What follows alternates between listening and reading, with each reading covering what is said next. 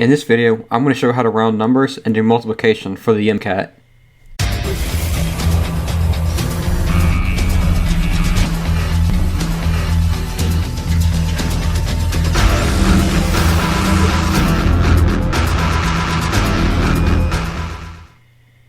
In this first example of 0.08 times 400, I'm going to round this 0.08 to 0.1, and I'm going to multiply it by 400.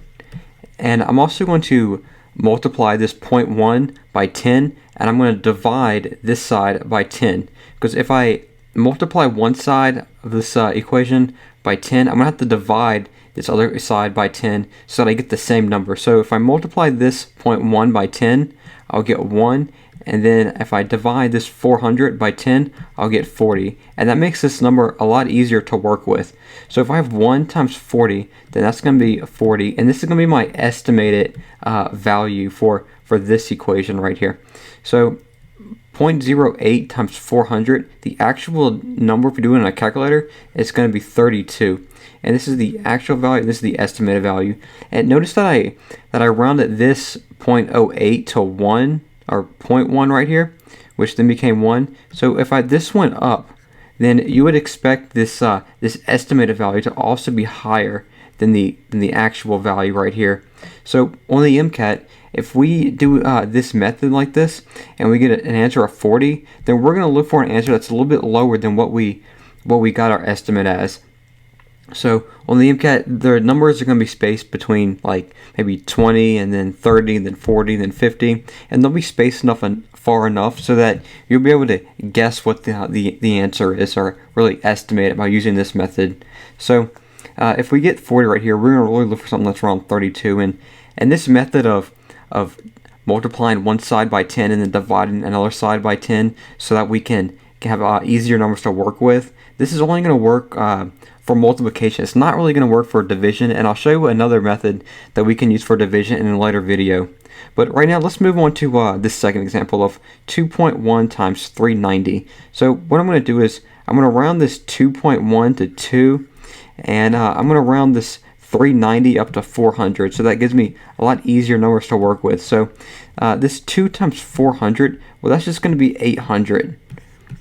And if we actually do this 2.1 times 390 out on a calculator, we'll get a number that's 819. So this is the estimated value, and this is the actual value. And in general, we want to get numbers that are between 1 and 9. Or we want to have numbers that are multiples of 5 and 10. And having numbers like this makes these calculations a whole lot easier.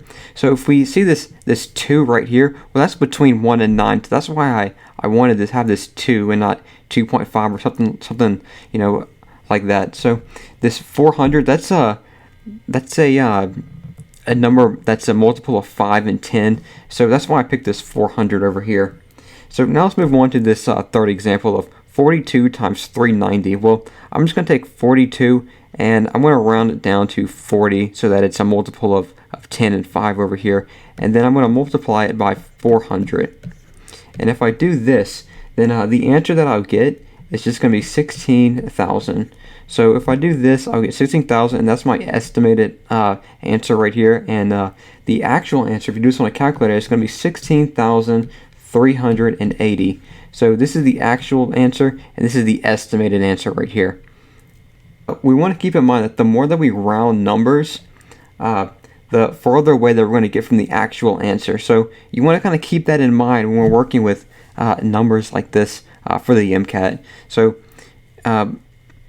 anytime we're rounding, going farther away from the actual answer, then obviously we're going to get an estimated answer that's even more off. So just keep that in mind, that these are just estimate answers, and they're not the actual answer.